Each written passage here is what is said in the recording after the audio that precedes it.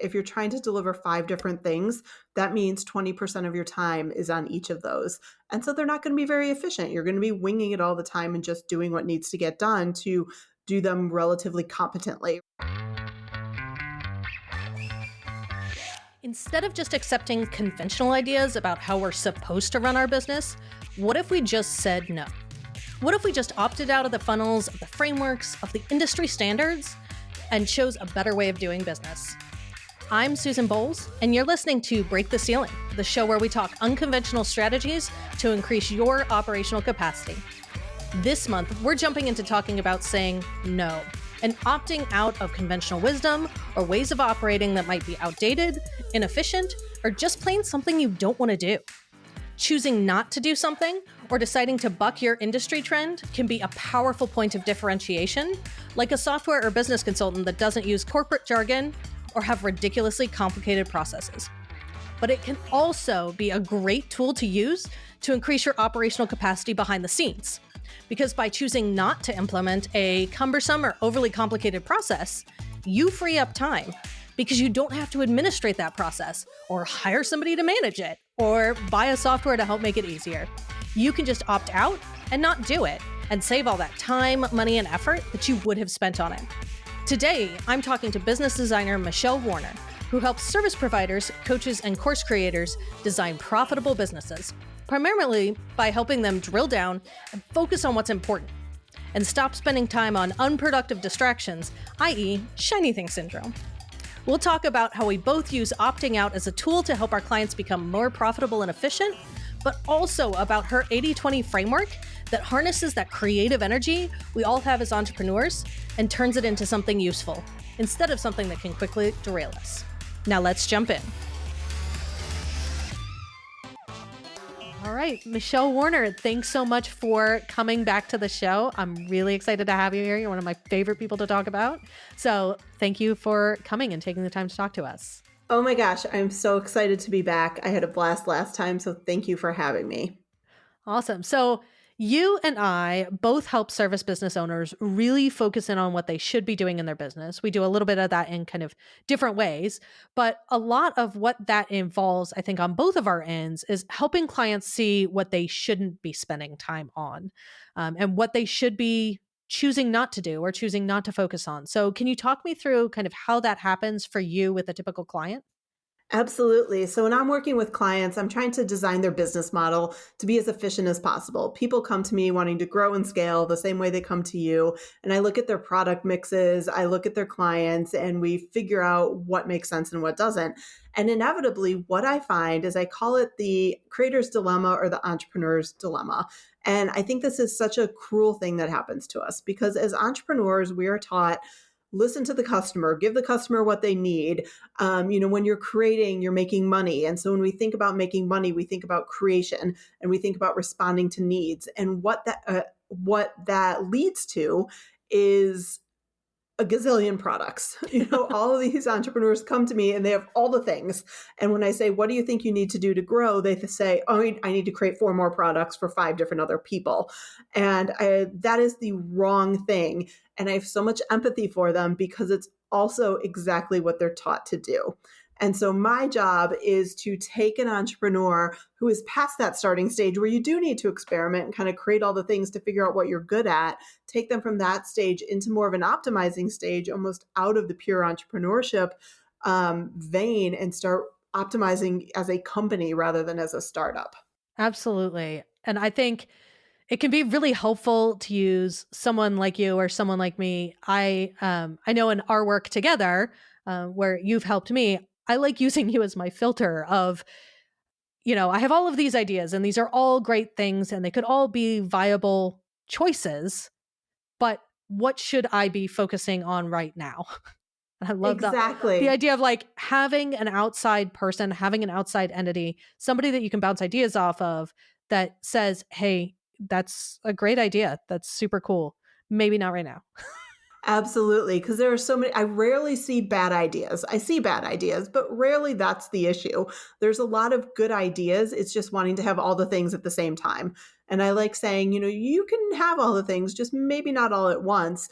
And let's find the foundation of what your things are so that you can really drill down on a foundation and let everything else grow from that.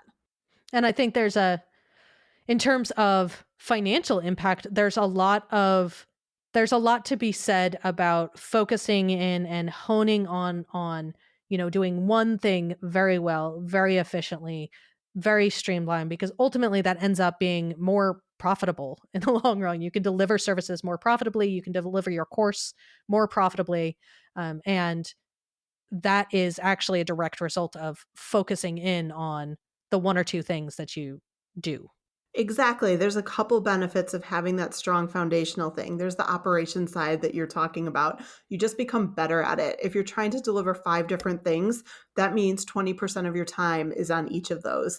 And so they're not going to be very efficient. You're going to be winging it all the time and just doing what needs to get done to do them relatively competently, right? Whereas if you are giving, let's say, 80% of your time to one thing, you're going to be great at it. You have time to tweak it. You have time to find all the little nuances. They're going to make you so great at it. The other side of it that a lot of people don't talk about, because this is going to get a little geeky, but I know you'll go there with I me. love geeky. Yeah, it is the compounding effects that you have when you're able to double down on something.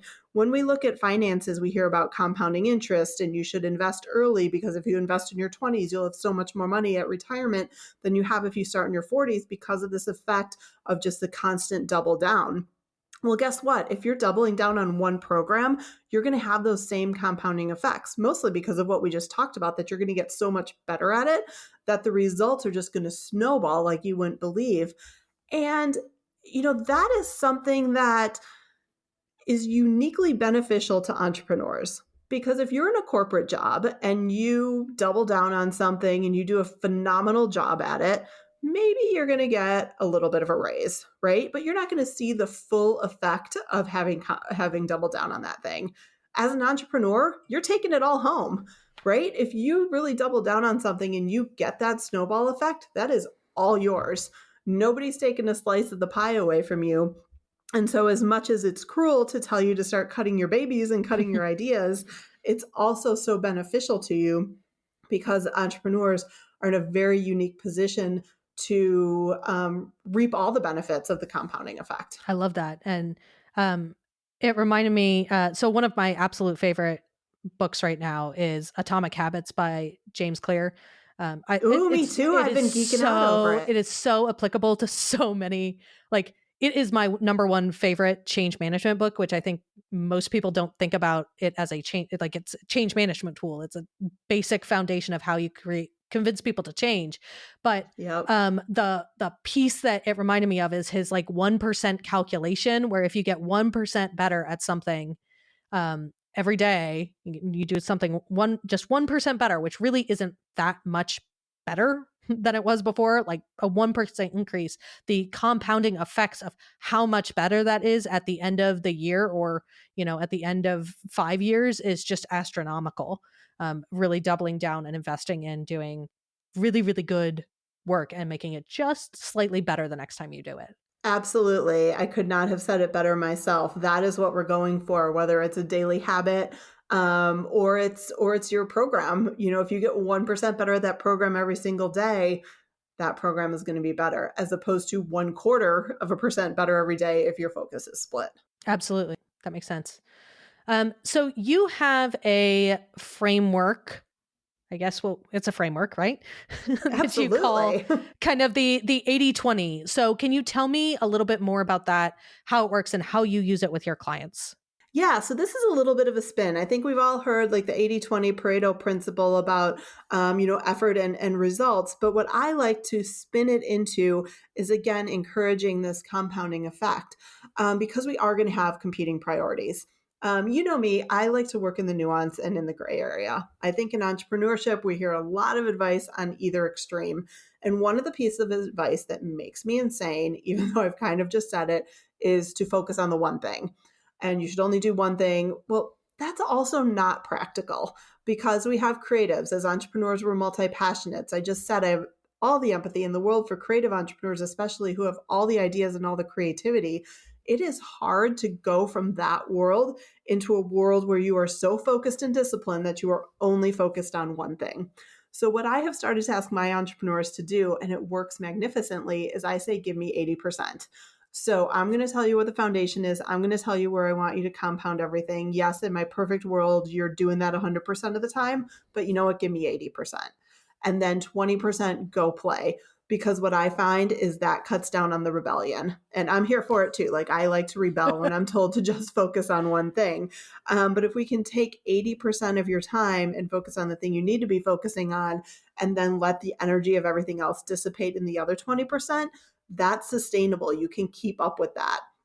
And so I like doing that better than just saying, no, the one thing, you need to be focused on the one thing. And the other great part about 80/20 is it leaves open all these possibilities. I told you that I believe you can have all the things, just maybe not all at the same time.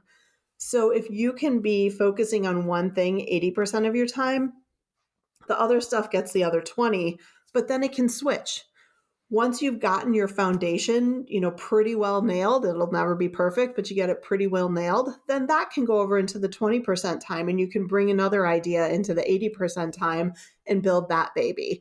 And then maybe the next cycle you go back and bring your foundation course back into the 80% because now you're ready to really make it even more efficient and better. And so that comes into the 80%. Then that's happened. And so then the next quarter you bring in another idea and that gets your 80% of time. And I have just found that framework allows people to frankly stay sane. It allows you to feel like all of your ideas are being nurtured, but it also gives you the effect of focusing. I I absolutely appreciate that. It's a direct combat to shiny thing syndrome is sure, that can be your idea. Do this thing over here for 80%, play around with it for 20%. And I think it also allows for kind of the natural evolution of business in that, we do focus on the one thing and there is true benefit to focusing on the one thing, systematizing it, making it as good as it can possibly get. But also, if we don't ever explore new ideas, our business can't evolve. We end up stuck in, business 10 years ago because we can't react to the changes in the market or changes in how businesses are running or what kinds of courses people are taking or whether or not they're taking courses versus memberships. And without that time to explore, I think if you were focusing 100% of your time on the exact thing, that's how businesses and organizations get into that. Well, that's the way we've always done it. So that's how we're going to keep doing it, which is ultimately how you end up going out of business eventually. Exactly. And I probably shouldn't admit this live, but I'm just having a realization of where this framework probably came from for me. And it's my background is in tech startups. And this is actually how, and I don't know if they still do it, but this is how Google and Facebook and all those companies nurture their engineers, right? They have 20% of their time to just goof off. For every company, it's not actually 20%. It varies probably between 10 and 30%. But they all have their jobs and then they have other time to just play because that is how the companies innovated in the early days. And again, I'm not sure if that is all still in place, but I'm realizing that that was probably in the back of my head. And that is where this idea came from is you need I always talk about pressure valves. You need to release that pressure valve of the other ideas and give them space. You can't just let them live in your head, building up steam as these things that have to be done sometime. And this thing is keeping me from doing that. And that's so unfair. That's so interesting that it came out of tech startups because so my background is in higher education, which is like the exact opposite of like a state higher education institution is the direct opposite. If you could come up with something that is less like a startup, it would be higher education at a state institution. I You've can got the government only thing imagine. plus the higher ed, like moves at the speed of a slug. Yep.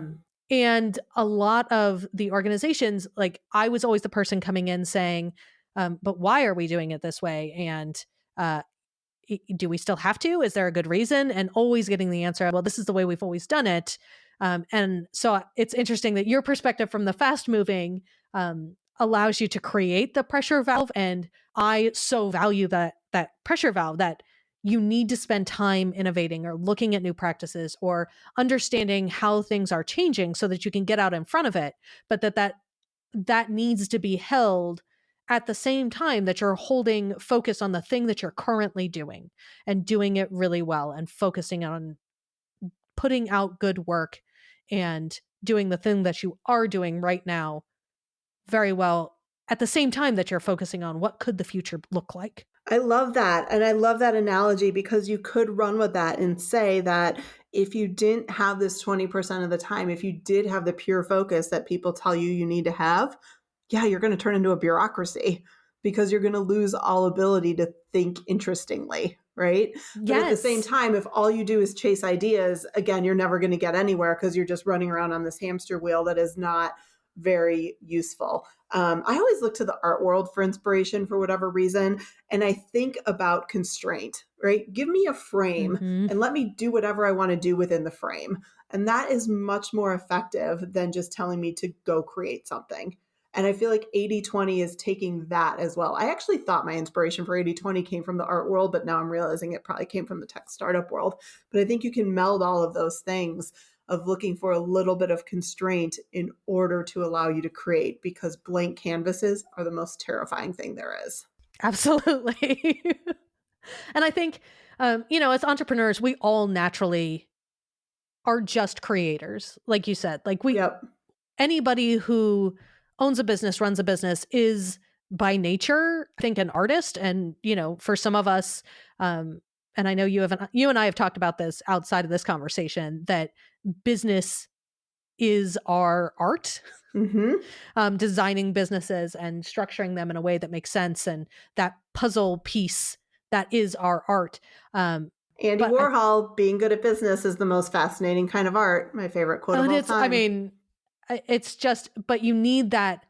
You need to have a way to constrain that instinct of there.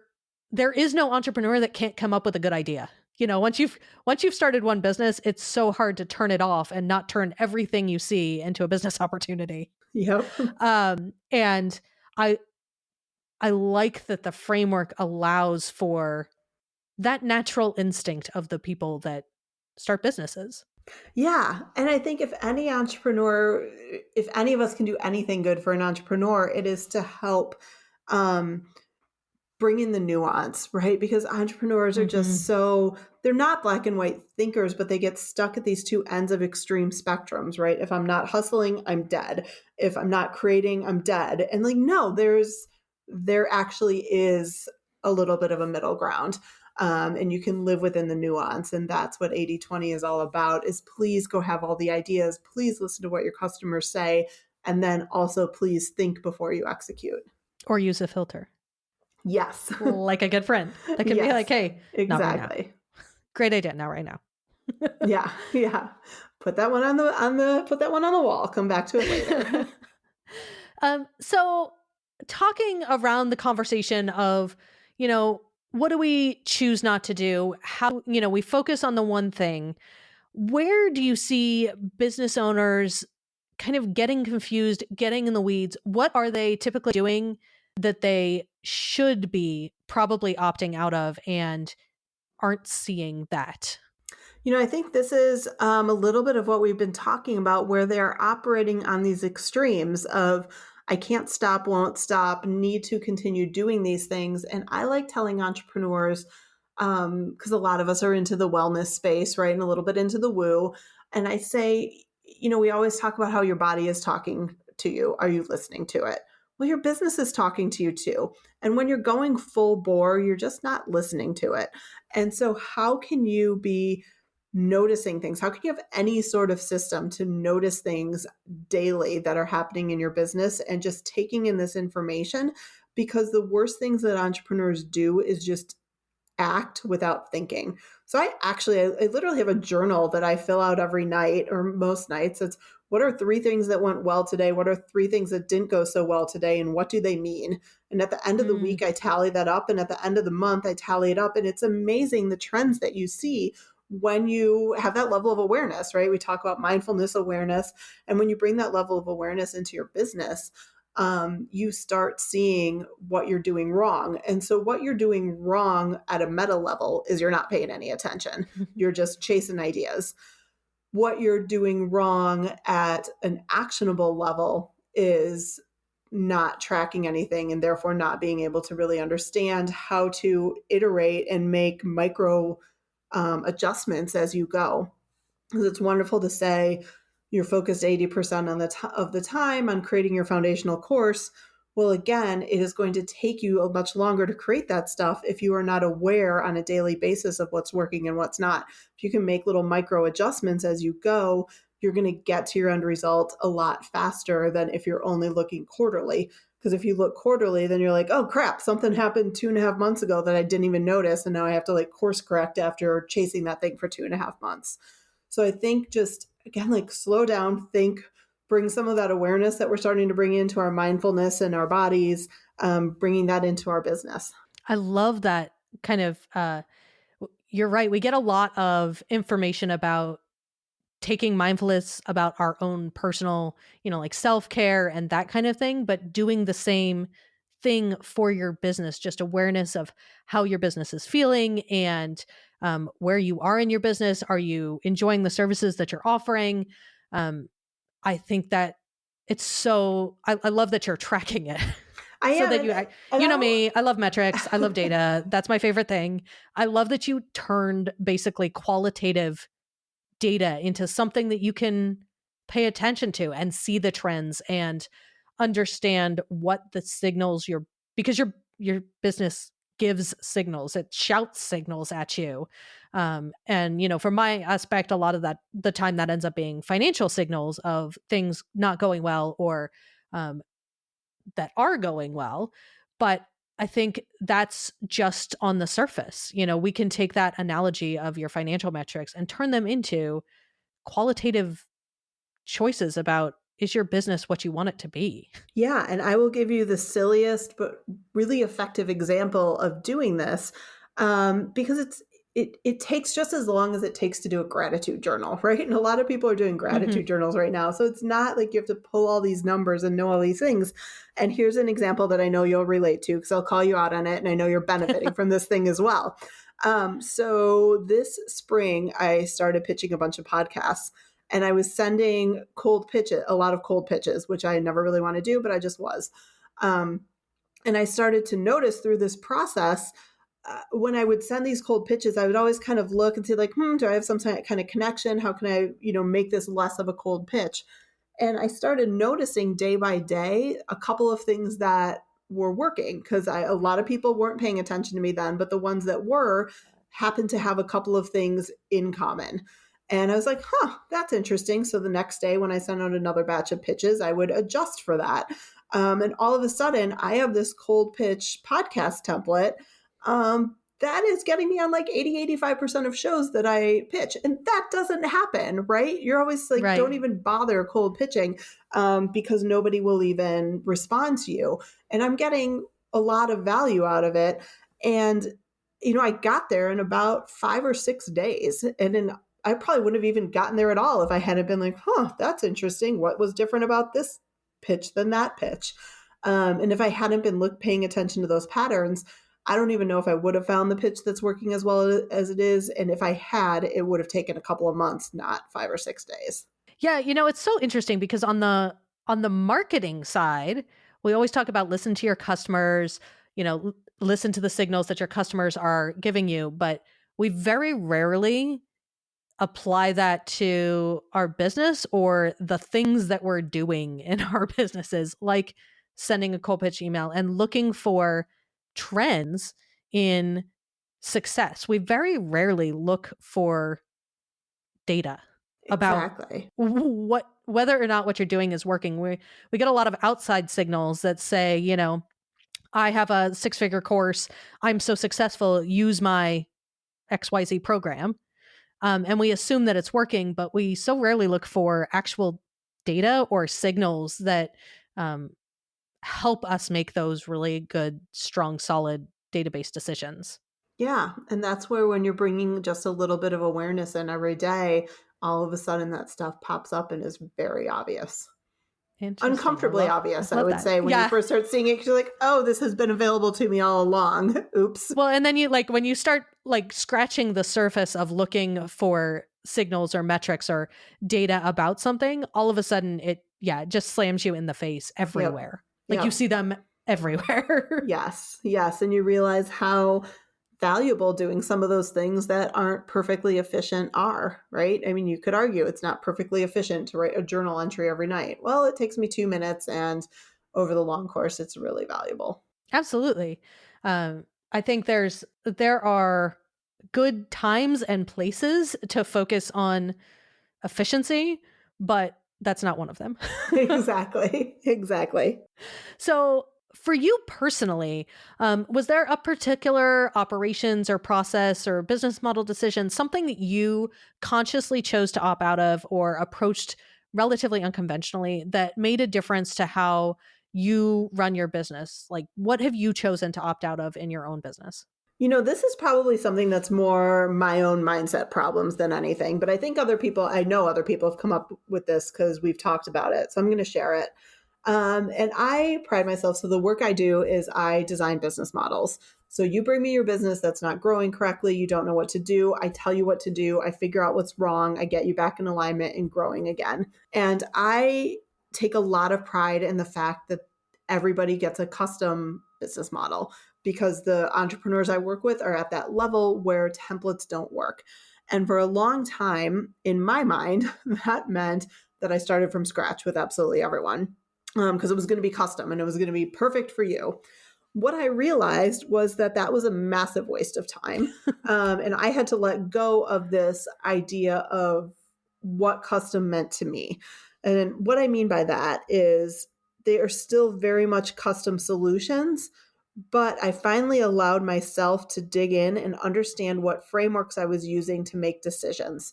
So this is another place where I have I'm just going to have all my beefs with the online world in this conversation, but That's okay. I feel like, We like that. yeah, right. I feel like we love the word framework in the online space. And it's become this idea that you have to have a marketable framework that tells people exactly what to do.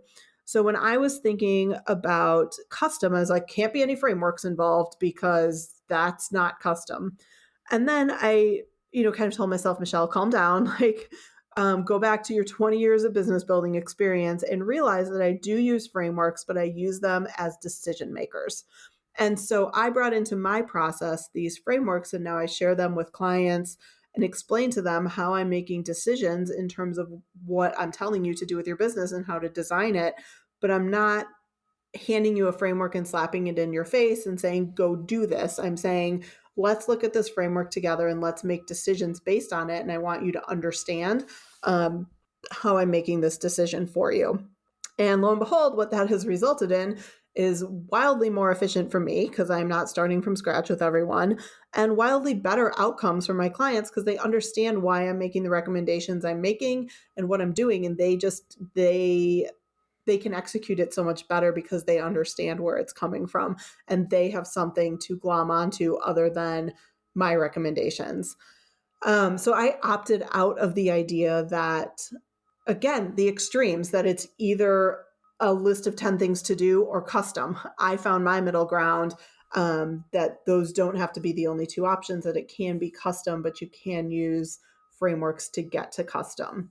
So, again, I think that might be my mindset thing. People are probably listening thinking, no, you're crazy. But I think a lot of people I had get a caught up in similar, that. Yeah. yeah. I mean, I had a similar journey too, in that I started out doing essentially custom software recommendations, Yeah. and the more I did, the more I realized I was kind of recommending the same things. Yep. That there are certain tools that for specific industries like service businesses that just work better. Yep. And that it is a solution that is designed with the specific problems of that business owner and the specific challenges that they're facing. And so it's, under that kind of, you're right, I don't like the word framework.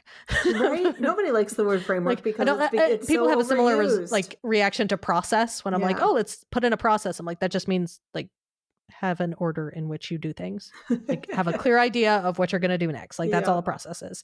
But that it can be like you said, a custom solution for the person that you are, the person or the business that you are fixing the problem for, but it doesn't it all comes from the same place. Internally, we've created our own frameworks of how we choose to make decisions and what we prioritize and what we are taking into account from our own depth of experience and turning that into something replicable. Taking basically like building this is a new my new direction that I've gone down is the building a second brain kind of framework. I Mm-hmm. guess as like constructing what is in your head out in the world Oh, in I a like format. that. Yeah.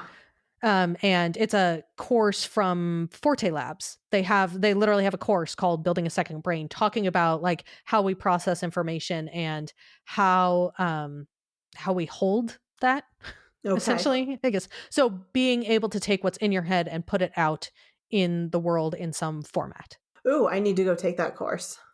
Yeah, I'm signing up for it too. Yeah. uh, There's always all the that things in my it's brain. it has gotten a lot of they're sort of, I think, coming to be tangentially related to Notion, which is a very big new uh I'm not even going to call it project management tool. It's a flexible information Mm-hmm. holding place that can be used for project management or used for wikis or um, and they are, I think, working together on a new initiative. So that's how I found it, but very interesting about frameworks kind of around how do you get what's in your head out of your That's head. fascinating to me because speaking of inefficiency, I got my frameworks out of my head in the most inefficient way possible.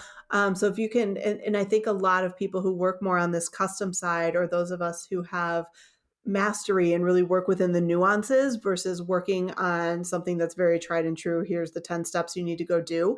It's hard to know how you do what you do. It's really Yes. hard because it is built up over experience. And I used to kind of laugh with prospects on sales calls and thank goodness they thought it was funny. But when I would explain how I would do what I would do with them, I would say, oh, you know, the dead kid who, or the kid who sees dead people in the movies. I'm like, I see your business. I just look at it and I know what you need to do. And I get a lot of referral business, so they already trusted me, and that was fine. But that is not the best way to sell your service. But I really didn't know how I did what I did. I got insane results for people, so I was very comfortable selling my services.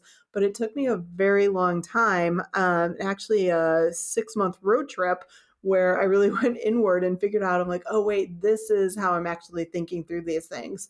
So if there are tools out there that can help get that out of your brain faster, bring them on. Yeah, I this is something I struggle with as well is how do you step outside of your brain, which it happens naturally. You know, I see software systems like you see business design. Like Yep. you just see it. It just is there naturally. And then trying to explain to somebody all the different ways that you're evaluating different pieces of it and tying it all together and trying to explain how that works when the reality is that is just how your brain works. Like your brain happens to see the connections that other people don't necessarily see. But when you start trying to train clients on how to do that or talk them through your process, trying to explain what comes naturally is such a struggle. Absolutely. The cobbler never has any shoes, right? It's Yeah. extremely difficult both to help your own business.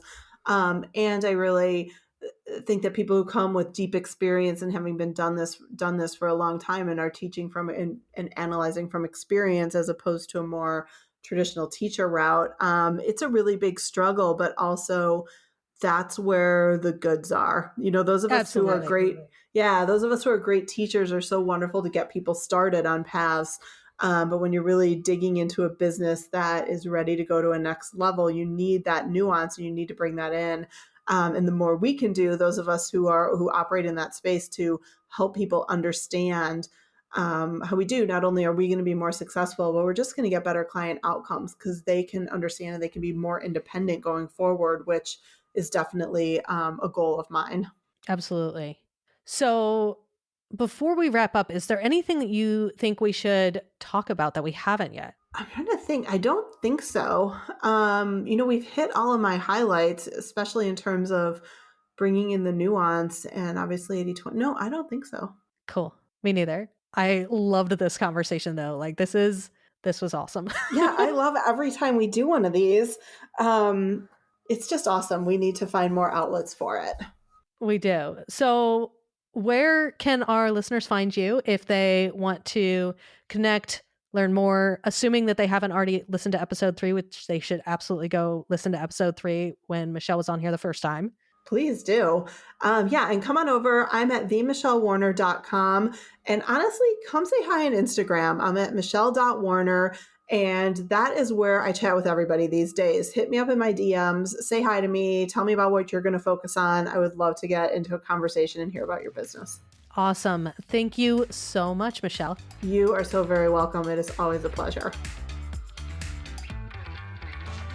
Maxed out. That's what I hear from entrepreneurs all the time. They've maxed out the hours they can work. They've maxed out the clients they can take on. They've maxed out the projects that they can complete. And all that adds up to feeling like they've maxed out the money that they can make too. They keep bumping up against a revenue ceiling, and it seems like the only way to break through is to do more. But of course, they're maxed out. Does that sound familiar? You're listening to Break the Ceiling because you know, or at least hope, that there's a way to break through that doesn't involve working more hours, sacrificing quality, or jeopardizing client satisfaction. And there is. When you're maxed out, growing your business is as much about what you choose not to do as it is about what you've packed onto your to-do list. It's about opting out of more, and building foundations that allow for growth. And that's exactly what I help entrepreneurs like you do as their CFO and growth advisor. It all starts with getting clear on your money and your foundational systems. I'll help you identify your profit centers, define processes that drive revenue, and create automations that fuel your cash flow. I'd love to talk to you about how we can jumpstart your revenue growth by doing less. To get started, just shoot me an email at susan@scalespark.co. And from there, we'll hop on the phone and see if you're a good fit for a custom growth blueprint. Again, reach out to susan@scalespark.co. I'd love to help you break through the ceiling.